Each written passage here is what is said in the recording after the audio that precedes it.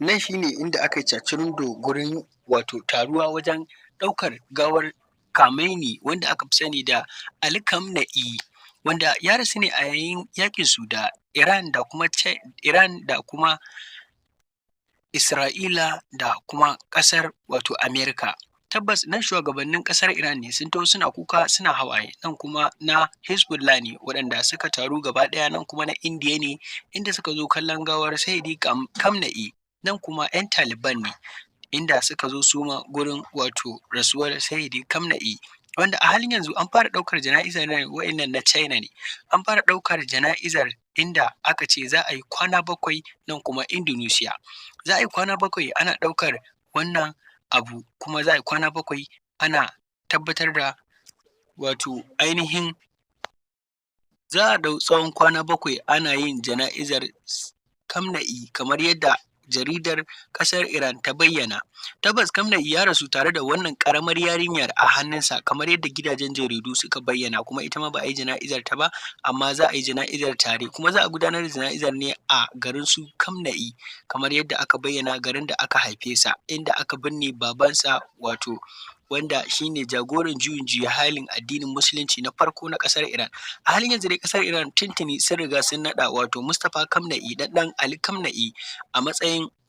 shi ne jagoran juyin juya halin addinin musulunci na ƙasar. Tabbas mutane da dama sun yi alhini kamar yadda kuke gani, amma za a ɗau tsawon kwana 7 kuma za mu ci gaba da kawo muku yadda ake gudanar da jana'izar da kuma ta'aziyyar Khamenei, Imamu Ali Khamenei a ƙasar ta Iran, kamar yadda muka ɗauki nauyi kuma muka sa a ranmu za mu kawo ƙarshen wannan gajeren bidiyo da muka kawo muku na wato rasuwar Khamenei, inda ake yin jana'izarsa, inda mutane da dama suke halartar gurin da ake yin jana'izar Khamenei. Kamar yadda kuka ji daga bakin Abus Fulani, wannan jana'iza za a yi ɗau kwana 7 ko mu ce ta'aziyya za a ɗau kwana 7 cif ana yin wannan ta'aziyya. Allah ya ji kansa, Allah ya gafarta masa, Allah ya sa aljanna makoma. Kuma za mu yi ƙoƙari mu ci gaba da kawo muku irin waɗannan bidiyon da suka shafi duniya da ma nahiyar mu baki ɗaya. Kar ku manta NDC News Live TV ita take ƙoƙari gurin binciko muku abubuwa daban-daban, abubuwa kuma da dama take kawo muku a cikin wannan tasha tamu ta NDC News Live TV. Kamar dai ku sani wato Khamenei wato wanda aka fi sani da Khamenei, Ali Khamenei ya rasu ne a lokacin da aka yi wato gumurzun yaƙi tsakanin Iran da Amerika da kuma Isra'ila, wanda a wannan time ɗin ne aka samu wani gagarumin azam inda suka kawo hari, inda har suke har cikin fadarsa, wanda aka samu rasuwar mutane daban-daban ko mu ce mutane da dama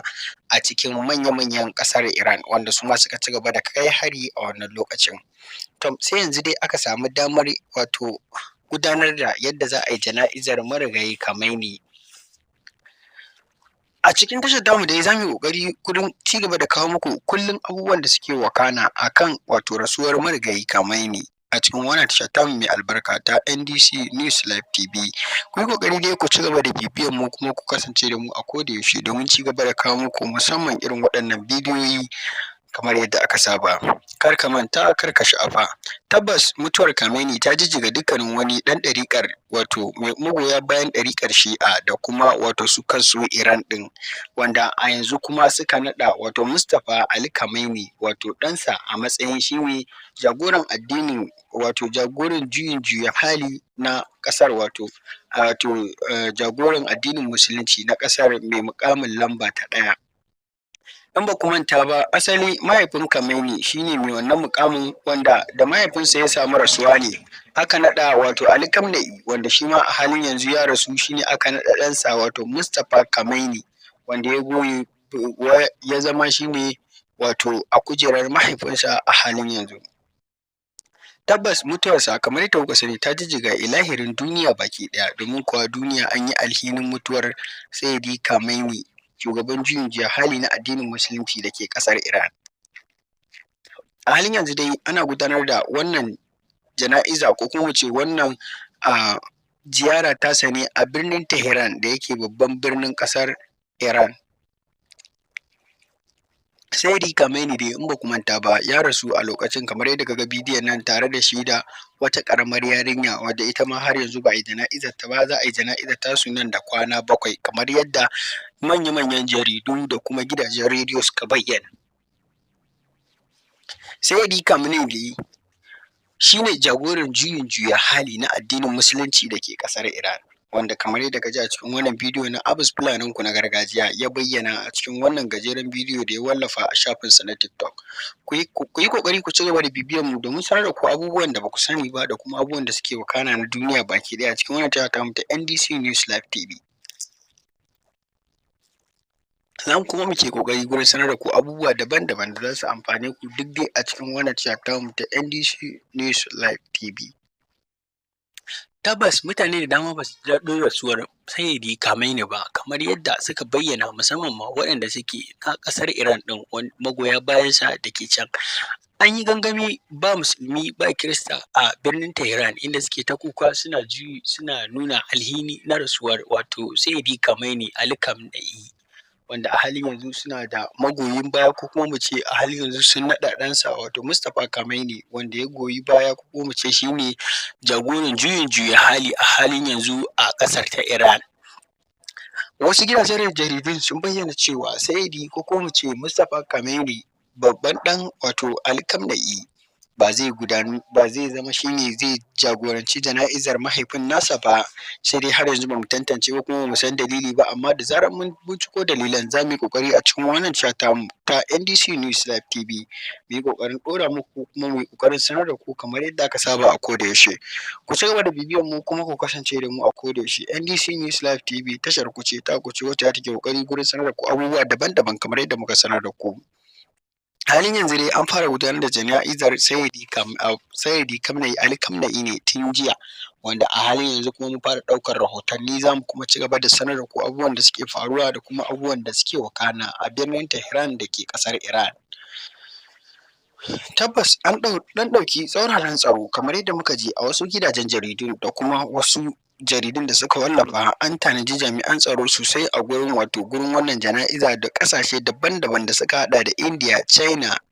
Kamaru, Indonesia, Taliban, Iran, Istanbul, da suka kawo wato gudunmawa daban-daban. Manya-manyan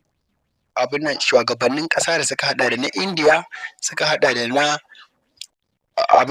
Palestine, da kuma Hezbollah, da kuma na Saudiya, da na China sun kai ziyara a yau, kamar yadda muka ɗora muku a bidiyon mu na farko. Tabbas za ka ga kowa idan ya zo yana alhini, musamman ma na Hezbollah, wanda har kuka suke a gaban gawar, inda suke bayyana alhininsa ƙarara na cewa ba su ji daɗi ba da kuma rasuwar wato Sayyidi Ali Khamenei, wanda shi kansa dama ya jajanta cewar sai dai ya mutu a bakin daga. Tabbas kuma ya mutu a bakin daga yayin faɗansu da wato ƙasar Amerika da Isra'ila. Ku kasance da mu kuma ku ci gaba da bibiyar mu a cikin wannan tasha tamu wato ta NDC News Live TV. Za mu yi ƙoƙari gurin ci gaba da kawo muku abubuwa na musamman da suka shafi dangane da ƙasar mu baki ɗaya da kuma duniya baki ɗaya. Mun gode. NDC News Live TV taku ce, ku kasance da mu a koda yaushe domin samun cikakkun bidiyoyi daban-daban da suka shafi abubuwan da muke kawo muku duk dai a cikin wannan tasha tamu ta NDC News Live TV. Mun gode, a kasance da mu a koda yaushe kuma a ci gaba da bibiyar mu kamar yadda aka saba a koda yaushe. NDC News Live TV tashar ku ce, ku kasance da mu a koda yaushe kamar yadda aka saba.